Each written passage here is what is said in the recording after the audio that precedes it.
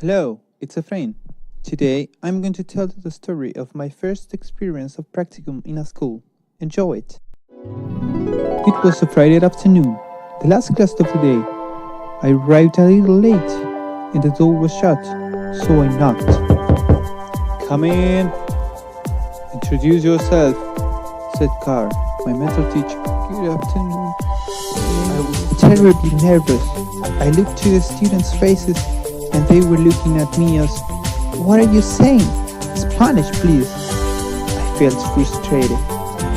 When I finished, I sat down at the back of the room.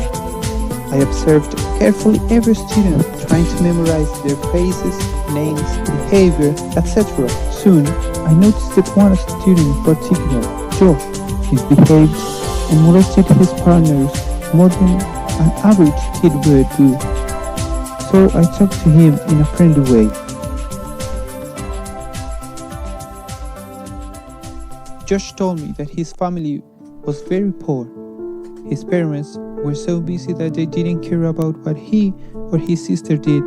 He also said that they didn't receive much attention or affection, so he just watched TV or looked after his sister. The class kept going on, so was Josh's behavior. Carl had to go outside to pick some materials, and Josh stood up, went to the place of a girl, and dropped all her stuff.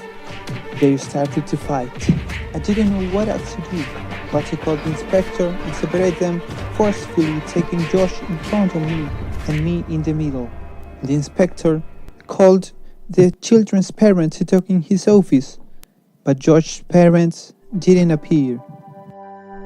What a great day, huh? For days after the incident, I found myself thinking about Josh and his bad behavior. Why does he act like that? At first, I thought that there are people who are just more violent than others. These people that are destined or likely to be robbers, drug dealers, killers, or just bad people. Then, I began to do some research on hyperactivity and how to treat students with this problem. Guess what? I found out that families have a big impact on students' behavior at a school.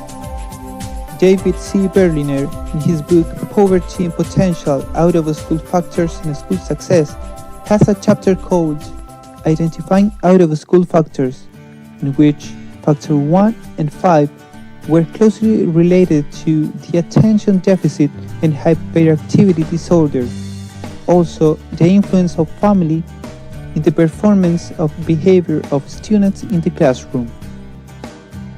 Kim Blacksley, talking about how family's dynamics affect children in their learning, said, "Parents with a negative non-caring attitude towards learning may lead to an undue pressure on the child, causing anxiety, stress, underachievement, and rebellion."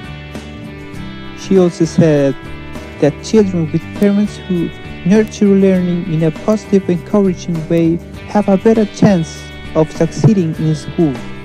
At the moment of the incident, I couldn't do anything, and I regret about that. But now, I know that the ADHD is not something that we can treat with pills or punishments.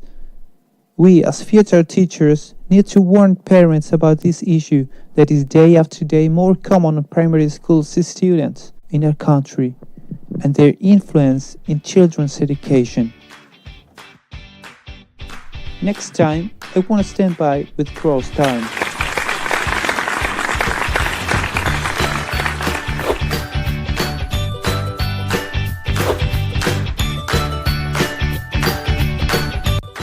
Some names, places, and speeches were modified to protect the actual identity of the people involved.